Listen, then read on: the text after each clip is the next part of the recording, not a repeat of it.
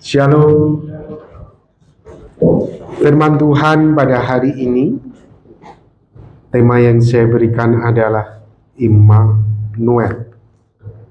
Saya ambil dari Matius pasal 1 ayat yang ke-23. Saya akan membaca untuk kita semua. Sesungguhnya anak darah itu akan mengandung dan melahirkan seorang anak laki-laki. Dan mereka akan menamakan dia Immanuel, yang berarti Allah menyertai kita. Amin. Bapak Ibu Saudara yang dikasihi oleh Tuhan, ketika satu hari istri dan anak-anak saya main ke Makassar, pada waktu itu saya betul-betul merasa kesepian. Karena biasanya di rumah itu selalu ada orang. Rumah yang selalu ramai, tiba-tiba sekarang saya sendirian. Bangun pagi sepi, mau tidur juga sepi, tidak ada orang. Saya rasakan pada waktu itu.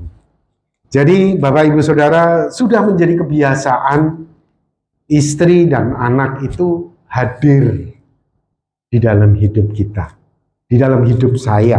Ya. Nah, Bapak Ibu Saudara, itu adalah penyertaan. Bayangkan Bapak Ibu Saudara, Tuhan itu berjanji, aku menyertai kamu. Saudara, kalau manusia, istri dan anak saya secara fisik tidak bisa menyertai saya senantiasa. Tetapi yang berkata ini adalah Yahweh. Yang berkata ini adalah yang menciptakan langit dan bumi. Aku menyertai. Jadi Bapak Ibu Saudara yang dikasihi oleh Tuhan, secara mistis, secara supranatural, Tuhan itu selalu hadir dalam hidup kita. Walaupun mungkin kita merasa, aku ini sendirian. Ketika kita naik mobil, kamu gak tahu Tuhan itu ada bersama kamu. Bahkan Pak Robin, ketika mobil saya kebalik, betul, saudara, dia ada bersama dengan kamu. Saya kurang lebih sekitar tahun 2007. Kemarin saya baru dari Mentok, saudara. Saya khotbah di Natal, perayaan Natal di gereja GBK Mentok. Nah, kemudian istri saya mengingatkan saya, kamu kan pernah naik bus tahun 2007 dari Mentok ke Pangkal Pinang, saudara. Saya naik bus ya, saudara. Busnya itu mau nyelip. Nah, kemudian zaman dulu itu jalan tidak sebagus sekarang. Ya, kemarin saya bisa jalan 80, 90, bahkan 100. Ya, saudara, jalannya bagus. Waktu tahun 2007 itu jalan tidak bagus, saudara. Busnya nyelip, satu roda, dua roda ini keluar dari aspal, saudara. Bayangkan, itu dalam kondisi yang kencang. Saudara, bus saya itu bisa seperti menari, dance, gitu. Bang, gitu. Akhirnya jatuh, miring begini. Jadi saya itu harus keluar, naik gitu, dari atas.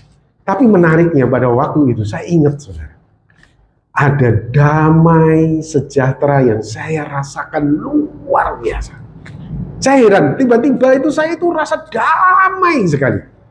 Sehingga tidak ada ketakutan, sehingga tidak ada kegelisahan pada waktu itu, saudara.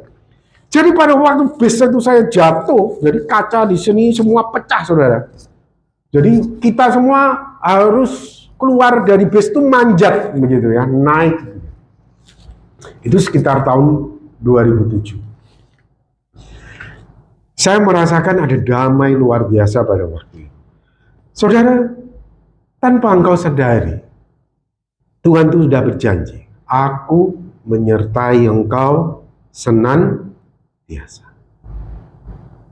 Bahkan pada waktu engkau masak, engkau belajar, Tuhan itu ada. Secara mistis, dia itu menyertai engkau. Ini ada seorang teolog dari Swiss dan Jerman, saudara, dia keturunan Swiss dan Jerman, Dietrich Ritzel. Pada tahun 1944, ketika umurnya masih 15 tahun, dia menyaksikan kotanya itu hancur dibom, saudara, dalam Perang Dunia Kedua. Kemudian dia istirahat di stasiun kereta api yang sudah hampir hancur juga, yang menjadi rumah sakit darurat. Sementara dia baring-baring, dia melihat ada prasasti tulisan di atas itu, bangunan stasiun ini. Ada tulisan seperti ini. Di atas bintang-bintang, ada Bapak yang murah hati. Dalam hati dia komplain. Aku tidak mau Tuhan yang seperti itu. Aku tidak mau Tuhan yang di balik bintang-bintang. Aku mau Tuhan yang hadir di dalam hidupku. Di tengah-tengah kepedihan, di tengah-tengah situasi perang, justru Dietrich Ritzel ini, dia merasakan penyertaan Tuhan. Walaupun dia menyaksikan ada banyak orang meninggal, ada banyak orang ada di dalam keadaan terluka, tetapi dia bisa juga menyaksikan Tuhan yang sama itu menyertai orang-orang yang menderita. Tuhan yang sama itu menyertai dia yang terluka. Sehingga akhirnya Dietrich ini pada akhirnya menjadi seorang hamba Tuhan. Dia sekolah teologi dan dia menjadi hamba Tuhan. Saudara, Tuhan sudah berjanji kepada kita bahwa dia menyertai kita. Kamu nggak sendirian, ingat. Kamu tidak sendirian. Bahkan saya katakan, ketika kamu berbuat curang, kamu nggak tahu Tuhan itu ada. Oleh sebab itu, jangan curang lagi. Dia menyertai kamu, saudara.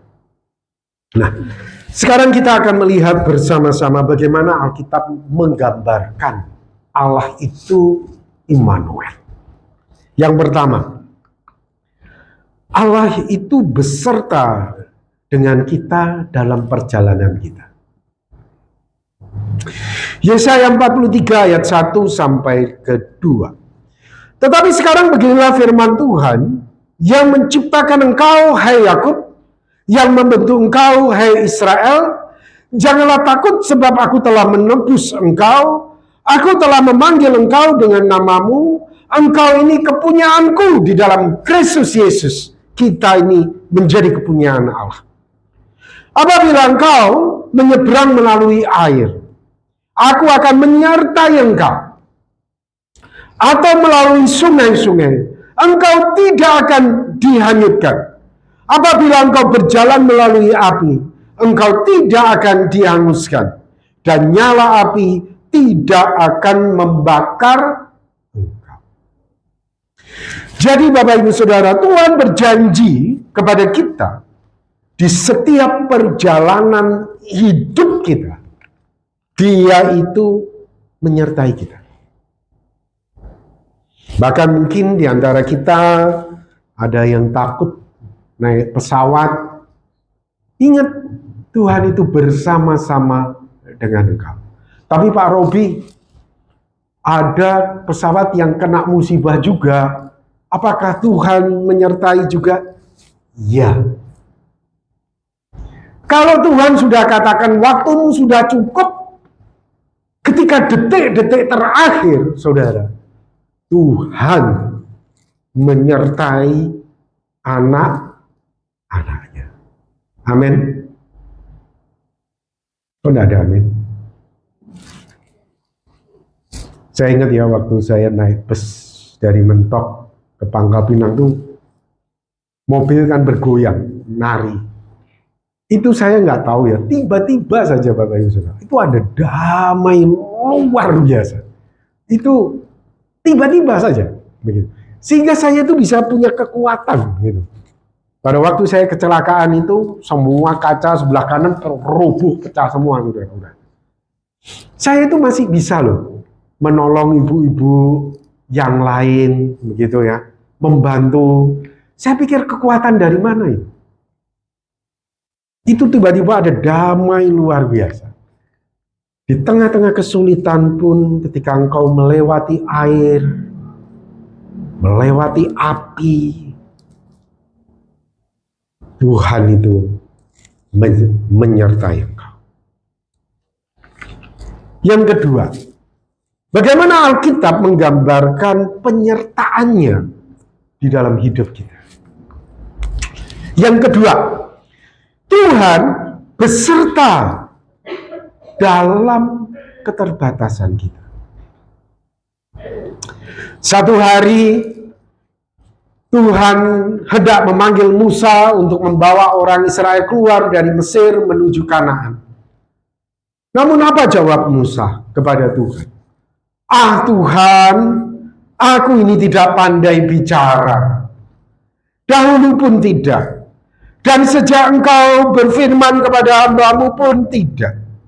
Sebab aku ini berat mulut dan berat lidah. Tetapi Tuhan berfirman kepadanya. Perhatikan Bapak Ibu Saudara. Siapa yang membuat lidah manusia? Siapa yang membuat orang terbatas, bisu? Siapa yang membuat orang tuli? Siapa yang membuat orang melihat atau buta? Siapa yang membuat orang terbatas? Bukankah aku, yakni Tuhan. Oleh sebab itu pergi, aku akan menyertai lidahmu dan mengajar engkau apa yang harus kau katakan. Saudara, semua kita lahir di dunia ini tidaklah sempurna. Kita punya keterbatasan dan Tuhan izinkan. Mungkin di antara kita ada yang pendengarannya cuma satu telinga. Mungkin di antara kita ada yang penglihatannya cuma satu. Mungkin di antara kita ada yang didiagnosa kamu asma sudah dari kecil. Saudara, Tuhan berkata apa? Di tengah-tengah keterbatasan, aku menyertai kamu. Wow. Saudara, kita itu tidak sempurna. Semua kita punya keterbatasan masing-masing. Tapi Tuhan berkata, aku menyertai kamu. Musa mungkin dia tipe gagap kali. Atau kalau ngomong nggak seperti komika yang lancar, locos gitu ya. Mungkin Musa itu kalau ngomong mikir dulu, agak lambat gitu ya, saudara. Tapi Tuhan berkata, aku yang buat lidah. Aku menyertai kamu. Aku izinkan kamu dengan mata satu. Aku menyertai kamu. Aku izinkan kamu tidak sempurna dengan penampilanmu. Aku menyertai kamu. Wow, saudara. Tuhan kita itu luar biasa. Di tengah-tengah dunia ini yang kita nggak sempurna, Dia menyertai kita. Yang ketiga, saudara, bagaimana Alkitab menggambarkan Tuhan itu menyertai kita? Tuhan itu berserta kita dalam perjuangan kita. Engkau sedang berjuang dalam studimu, engkau sedang berjuang dalam karirmu, engkau sedang berjuang dalam keluargamu, engkau sedang berjuang dengan hidupmu yang terbatas dan tidak sempurna. Tuhan berkata apa? Aku beserta dengan kamu. Luar biasa. Saudara, Yesaya 41 ayat yang ke-10. Jangan takut, sebab aku menyertai engkau. Jangan takut. Secara mistis engkau gak lihat aku. Aku itu ada bersama dengan kamu. Janganlah bimbang, sebab aku ini Allahmu. Aku akan meneguhkan, bahkan akan menolong kau. Aku akan memegang kau dengan tangan kananku yang membawa kemenangan. Wow. Bahkan Pak Robi, ketika aku melamar di sebuah perusahaan idaman, aku ditolak. Apakah Tuhan beserta dengan aku? Iya. Karena dia tahu perusahaan apa yang tepat bagimu. Karena dia tahu kehidupan seperti apa yang tepat bagimu untuk engkau bisa bahagia. Sehingga engkau ditolak di sini, engkau ditolak di sana. Ingat, satu yang menerima kamu. Karena dia menyertai kamu. Aku akan memegang kau dengan tangan kananku yang membawa kemenangan. Yang keempat, Bapak Ibu Saudara, bahkan Tuhan itu beserta dalam kesedihan kita. Wow, saudara, Tuhan itu luar biasa ya. Mazmur 34 ayat 19, Tuhan itu dekat kepada orang-orang yang patah hati. Kamu patah hati? Tuhan berkata, aku dekat. Dan ia menyelamatkan orang-orang yang remuk jiwanya. Engkau remuk jiwamu, hancur, berantakan, seperti kaca yang berkeping-keping jatuh, dan sekarang engkau sedang menata kaca itu satu-satu untuk menempel kembali di hidupmu. Tuhan berkata apa? Aku menyertai engkau. Bahkan mungkin ketika engkau berkata, aku sudah tidak sanggup lagi tempel kaca ini untuk kubalikin. Kamu tidak tahu. Ketika engkau sudah capek tempel ini, dirobohin lagi itu sama Tuhan. Tuhan, aku ini sudah mau berusaha lagi nata hidupku satu-satu, ku tempel ini kaca satu-satu, Tuhan, yang sudah hancur. Sudah mau selesai Tuhan. Sekarang kamu robohin lagi. Saudara, ada loh orang seperti itu, saudara. Hancur sudah. Hidupnya, keluarganya, mungkin Tuhan izinkan anak-anaknya, semua patah hatinya, remuk jiwanya.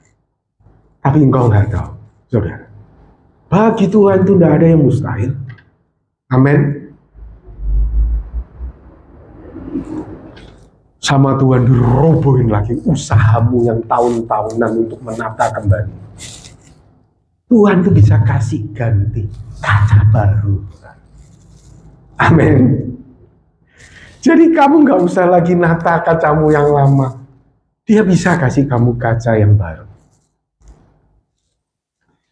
Tuhan itu dekat kepada orang-orang yang patah hati. Ia menyelamatkan orang-orang yang remuk jiwanya. Wow, Tuhan kita itu luar biasa. Yang kelima, saudara, bagaimana Alkitab menggambarkan Tuhan itu menyertai kita? Tuhan itu berserta kita waktu kita sakit. Jadi bukan pada waktu kita itu dapat hadiah saja, bukan pada waktu kita itu diterima di sebuah perusahaan yang kita idam-idamkan, tapi waktu kita sakit pun, Dia itu menyertai kita, saudara. Tuhan membantu dia waktu di ranjangnya waktu sakit. Di tempat tidurnya, kau pulihkan sama sekali dari sakit. Saudara, luar biasa Tuhan. Ya, saya seringkali bersaksi tentang sakit saya ya, saudara. Karena pengalaman sakit saya itu betul-betul sangat berkesan kepada saya. Dulu kan saya lebih gemuk dari hari ini. 87. Ya, saya gemuk dulu. Kurang lebih, ya mungkin di antara kita ada yang belum tahu. Saya didiagnosa dapat hernia hiatus. Dalam kurun waktu berapa ya? 4 bulan kalau nggak salah. 20 kilo saya turun. Habis badan saya. Nasi aja nggak bisa masuk.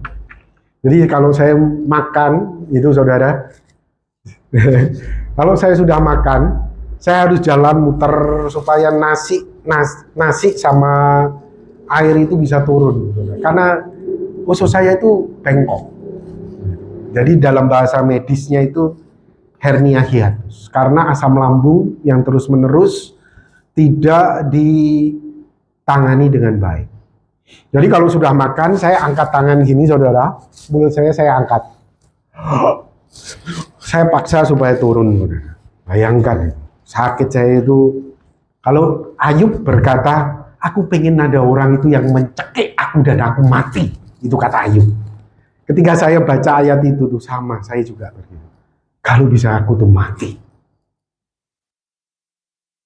Itu ngeri itu saudara, waktu saya sakit hernia hiatus itu. Makan aja, minum aja saya harus paksa supaya turun masuk. Pada waktu saya sebelum sakit saudara, kakaknya Bapak Chandra, ya, itu juga saya layani sama. Dia kena asam lambung.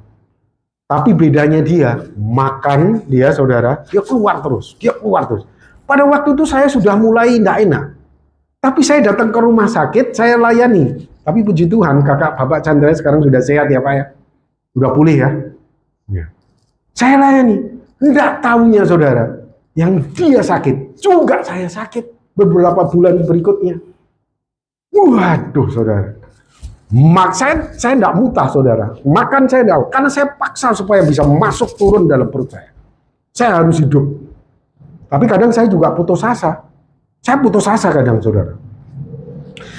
Yang anak saya sering berkata kepada saya, Papa waktu sakit dulu, selalu bangun pagi itu bengong.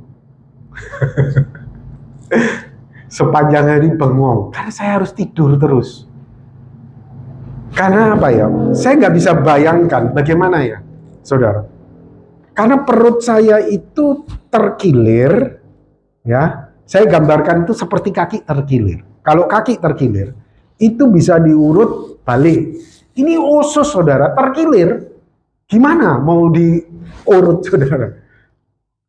Jadi saya itu terkilir terus, jadi perasaan nggak enak terus. Jadi harus untuk mengatasinya mungkin saya harus menyangkali kehidupan dengan cara saya tidur terus. 24 jam itu saya diem begini. Untuk menyangkali kehidupan itu berlangsung sampai 4 bulan. Pada waktu saya masuk rumah sakit, saudara Indra yang jaga saya ya. Saya tanya sama Tuhan, Tuhan saya ini bakal mati enggak? Tapi Tuhan itu ngomong dalam hati saya, kamu enggak akan mati enggak? Saya pegang, aku akan sembuhin kamu. Tapi dalam hati saya, kamu akan sembuh. Tapi saudara, saya pegang janji Tuhan itu, kamu akan sembuh. Tapi berat badan saya turun terus, saudara. Kondisi saya semakin memprihatinkan, ya, saudara. Wih, mengerikan sekali pokoknya. Saya selalu kedinginan. Nggak hujan aja saya selalu kedinginan. Wih, mengerikan. Pokoknya sakit. Tapi Tuhan itu betul-betul menyertai saya, puji Tuhan. Akhirnya saya bisa pulih. Kurang lebih ya, Bapak Ibu Saudara. Kayak penyakit saya ini, usus bisa balik itu kurang lebih perkiraan saya 2 tahun. Karena saya tahunya dari mana? Saya sudah tidak sendawa lagi. Kalau dulu setiap 15 menit, berarti usus saya bengkok, saudara. Itu hilangnya itu lama, setahun lebih. Setahun lebih, saudara. Tapi saya parah-parahnya itu sekitar 4-5 bulan. Itu nggak bisa apa-apa. Tapi Tuhan itu luar biasa. Dia betul-betul akhirnya sembuhkan saya, dia pulihkan saya secara sempurna. Sekarang berat saya udah naik 12 kilo. Jadi nggak balik kayak dulu. Kalau dulu tuh temem ya. Sekarang udah naik 12 kilo dari yang sakit kemarin. Ya, 12-13 kilo. Gitu. Oke, kita lanjutkan ya. Bagaimana Tuhan, Alkitab menggambarkan Tuhan itu beserta dengan kita waktu kita itu jatuh. Waktu kita jatuh pun kita nggak sempurna. Dia mendampingi kita. Dia menyertai kita. Luar biasa. Bahkan Bapak Ibu Saudara, sampai masa tua kita pun, dia tetap beserta kita. Yesaya 46 ayat yang keempat. Sampai masa tuamu, aku tetap dia. Dan sampai masa putih rambutmu, aku menggendong kamu. Aku telah melakukannya dan mau menanggung kamu terus. Aku mau memikul kamu dan menyelamatkan kamu. Tuhan itu udah janji sampai masa tua. Mungkin hari ini engkau khawatir, bagaimana ya anak-anakku sudah berkeluarga, semuanya, bagaimana nanti masa tuaku. Bapak Ibu Saudara, pegang janji Tuhan. Amin. Pegang janji Tuhan. Sampai masa tuamu, aku itu tetap menjaga kamu.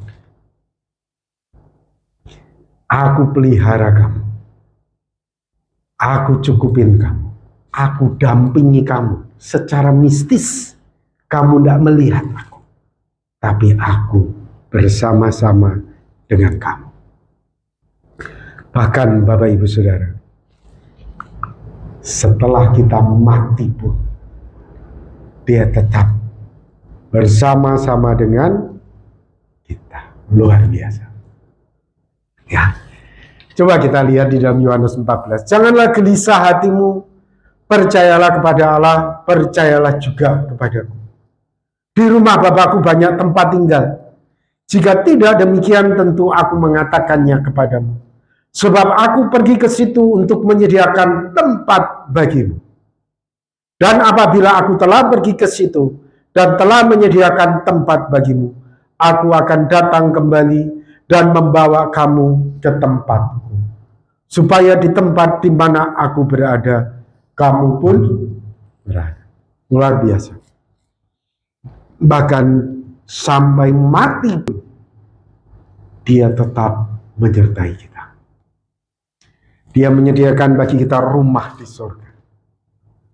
Rumah merupakan simbol rasa nyaman, rasa aman, damai sejahtera. Rumah tempat peristirahatan kita.